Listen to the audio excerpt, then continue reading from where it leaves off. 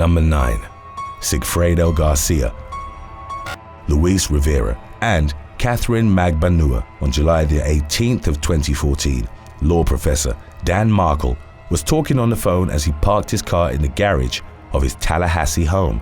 Mergle's keys were still in the ignition when he was approached by a gunman and shot twice in the head. A neighbor who'd heard the gunshots called the emergency services, and Mergle was transported to the hospital where he passed away the next day. The neighbor told the police he'd seen a light-colored Toyota Prius drive away from the professor's home after the incident.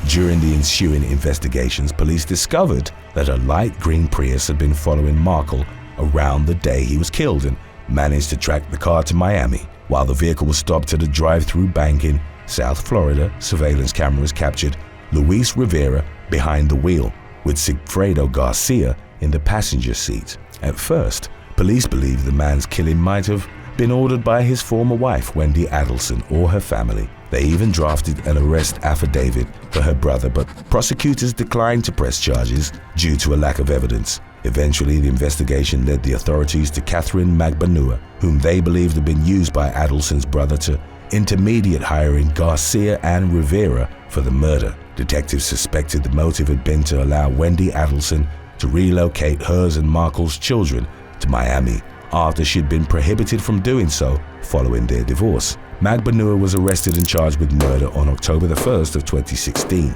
3 days later, Luis Rivera pleaded guilty to the charge of murder as part of a plea bargain and was sentenced to 19 years in prison. Rivera confessed his crime, revealing that Garcia had recruited him and that Magbanua had been the woman in the middle doing everything. Garcia was found guilty of first-degree murder and conspiracy, which resulted in a sentence of life in prison on October the 15th. As of the latest updates on the matter, Magbanua remained in jail charged as a co-conspirator, as the jury wasn't able to reach a verdict in her case, and her trial was rescheduled for May the 16th of 2022.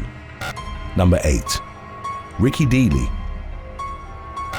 On October the 10th of 2019, Ricky Dealey, along with Caitlin Spruill and Logan Tyndale, both aged 20, were intercepted by police in traffic in Marion County. After asking for their documents, officers discovered 34-year-old Dealey, who was behind the wheel, had a suspended driver's license. The investigation also revealed that Tyndale, who'd lied about his name when originally questioned, had a felony warrant out for his arrest. The police officers searched the vehicle and found a bag containing 23 grams of methamphetamine, 20 methadone pills, cocaine, marijuana, a digital scale, and a handgun. All 3 suspects were taken into custody and transported to the Marion County Jail, where they had their mugshots taken.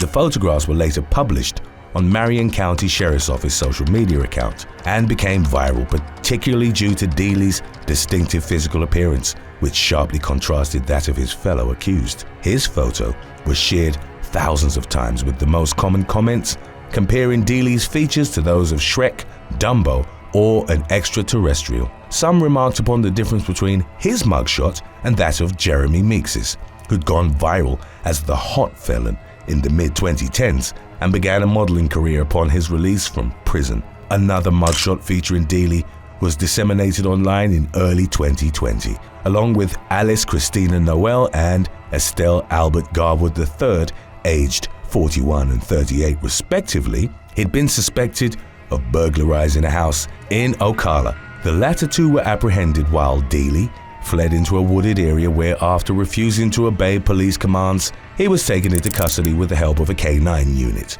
that bit into him. Number 7. George Jolicoeur.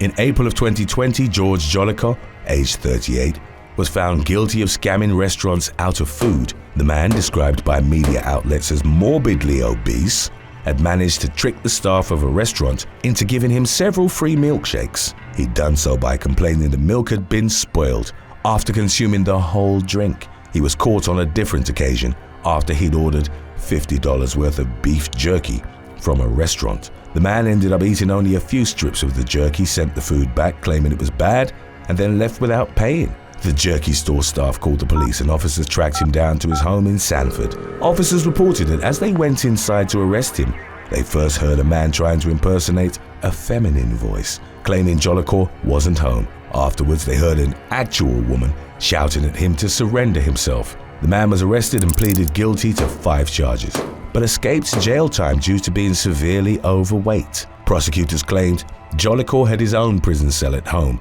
because he was bedridden and had to have a respirator near to aid him with breathing. The man couldn't physically attend court to be sentenced, and prosecutors also determined it would cost thousands in medical fees just to bring him before a judge. So he was ultimately sent off with a fine. Number 6. Otis Dwayne Ryan.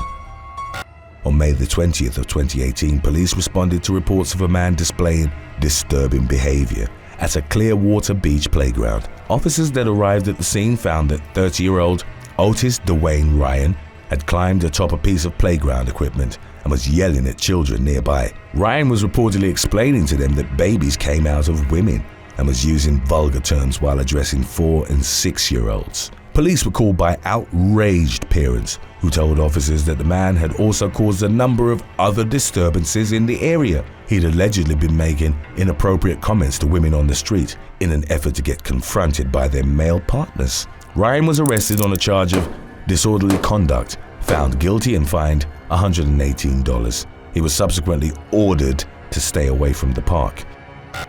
Number 5. Patrick Florence. Deputies with the Pinellas County Sheriff's Office stopped a vehicle in Clearwater at around 4 a.m. on December the 18th of 2021 after noticing it didn't have its headlights or taillights on. Officers then searched the car and found a gun underneath the passenger seat, where 34-year-old Patrick Florence was sitting. The discovery prompted law enforcement members to also search Florence, which led them to finding 2 baggies strapped to his manhood. One of them was later revealed to contain cocaine and the other methamphetamine. Florence was arrested and charged with possession of cocaine, meth, ammunition, and a firearm. In spite of the stark inculpatory evidence before his arrest, Florence denied the drugs and gun were his, but didn't mention to whom they belonged. According to public records, the man had been arrested several times in the past, with the majority of the incidents involving cocaine or crack cocaine charges.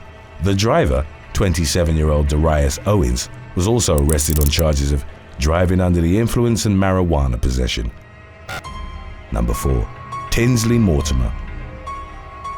On April the 9th of 2016, socialite and TV personality Tinsley Mortimer showed up uninvited at the Palm Beach home of her former boyfriend, 30-year-old billionaire heir Alexander Nico Fanjul. They had recently ended their relationship after 3 years of dating on and off. Fanjul's new girlfriend was also present at the address. At first, 40-year-old Mortimer claimed that she only wanted to retrieve her purse from inside the man's home, but her ex-boyfriend maintained he didn't have it. Unhappy with the situation, Mortimer refused to leave the premises and started screaming at Fanjul, who was still inside the house at that time. The man called the police to have her removed from his property.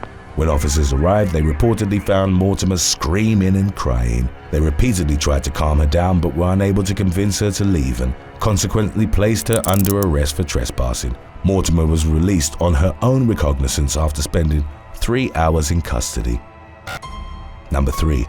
Tabitha Riatano. After partying all night with her friends on July the 29th of 2018, a teenager was caught driving under the influence of alcohol in Dade County. 19-year-old Tabitha Riatano was taken into custody and allegedly behaved violently towards an officer as they were attempting to arrest her. Riatano was transported to a local police station and booked on multiple charges. As her mugshots were being taken, the teenager struck different poses, sticking out her tongue at the camera while being photographed from the front and flashing a smile as she was being photographed from the side. The photos earned attention online, and as argued by the processing police officers, Riatano seemed completely unbothered by her predicament. She pleaded not guilty to the charges of battery, disorderly intoxication, and resisting an officer with violence. The young woman was freed on a $3,500 bond and scheduled for a court appearance. Number 2. Garrett James Smith. Garrett James Smith was spending his 22nd birthday by attending a rally outside the Pinellas County Justice Center in protest of a local Capitol riot participant's arrest on January the 6th of 2022. He was wearing black clothing, a black balaclava, and a backpack. Smith triggered the police's suspicions when he seemed to have been spooked by something and sprinted away from the rally.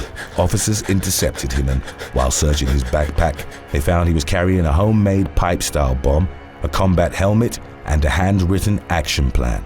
Smith was arrested on charges of loitering, as well as making and possessing a destructive device. The authorities found no criminal history or social media presence when probing Smith's background, making him a sleeper suspect, arguably the most worrisome profile, as the police really have a chance to prevent any potential criminal action.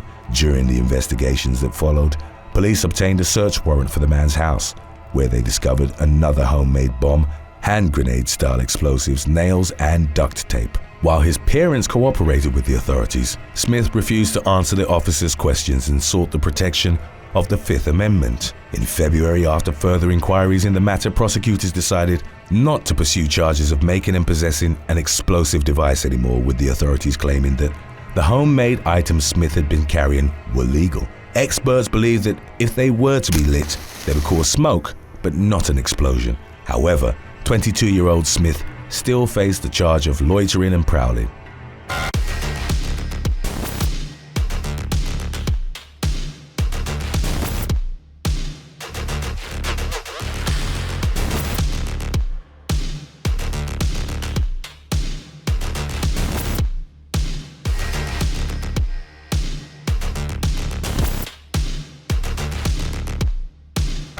Number 1. Madison Mergle and Stephen Solstad. On February the 2nd of 2021, Madison Mergle and Stephen Solstad entertained an unnamed 50-year-old man at their home in Key West. He'd met up with the couple to smoke marijuana, and when he got into his car to leave, fell asleep because the marijuana had allegedly been laced with other substances. When he woke up, Mergle and Solstad entered his car and forced him to move into the passenger seat. 31-year-old Solstad allegedly punched and threatened the victim with a razor, holding him hostage. He and his girlfriend, aged 22, took control of the car and drove to a bank drive-thru. The couple tried to force their victim to withdraw cash, but he maintained not being able to do that because he didn't have his ID with him. Security camera footage from the bank confirmed the victim's allegations. Mergle and Solstad then drove to the 50-year-old's home while continuing to threaten him with a knife and forcing him to do more drugs in order to keep him incapacitated. When they arrived at the man's residence, the couple spent approximately 24 hours there and reportedly continued drugging him up throughout the entire day. The victim said he was unsure of the substances he'd been given and sought medical attention when Mergle and Solstad finally left his house, taking his car along with other valuable belongings, including several smartphones and $150. Police apprehended them in Palm Beach County and both faced charges of kidnapping, aggravated assault, robbery, grand theft, and grand theft of a motor vehicle. Thanks for watching. Be sure to click on one of the links on your screen for more videos.